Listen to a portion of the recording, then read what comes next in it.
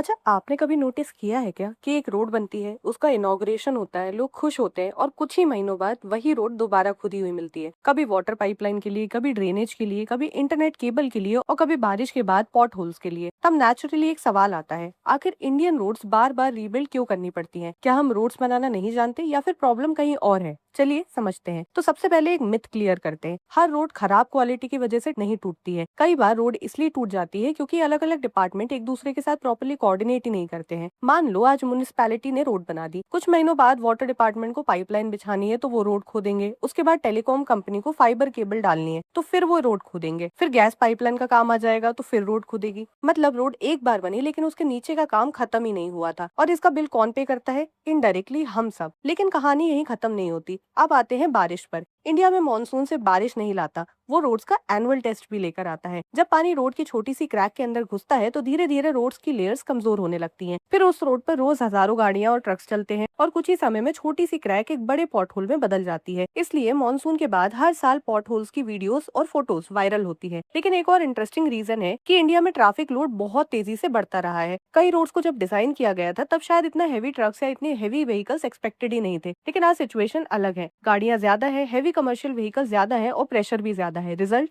Road expected life से पहले ही damage होने लगती हैं और फिर लोग सोचते हैं कि रोड तो अभी कुछ साल पहले ही बनी थी, फिर दोबारा रिपेयर क्यों हो रही है? अब सबसे इंपॉर्टेंट सवाल है, तो इसका सोल्यूशन क्या है? एक्सपर्ट्स कहते हैं कि प्रॉब्लम सिर्फ रोड कंस्ट्रक्शन की नहीं है, प्रॉब्लम प्लानिंग की है। अगर रोड बनाने से पहले water pipeline, drainage line, gas pipeline और इंटरनेट केबल्स का काम कंप्लीट कर दिया जाए तो नए रोड्स को बार बार खोदने की जरूरत ही नहीं पड़ेगी। कई डेवलप कंट्रीज में यूटिलिटी टनल यूज किए जाते हैं जहां फ्यूचर मेंटेनेंस के लिए रोड तोड़नी नहीं पड़ती। साथ ही बेटर ड्रेनेज सिस्टम भी जरूरी है, क्योंकि अगर बारिश का पानी रोड पर ही जमा रहेगा तो चाहे रोड कितनी भी अच्छी क्वालिटी की हो, उसकी लाइफ कम ही हो जाएगी। तो अगली बार जब आप किसी न्यूली बिल्ड रोड को दोबारा खुदा हुआ देखे तो सिर्फ ये मत सोचिए कि रोड खराब बनी थी। कई बार असली प्रॉब्लम रोड के ऊपर नहीं, रोड के नीचे चल रहे प्लानिंग और कोऑर्डिनेशन के इशू का होता है। और शायद इसीलिए इंडिया में रोड बनाना मुश्किल नहीं है, रोड को सालों तक बिना खोदे चलाना ज्यादा मुश्किल है।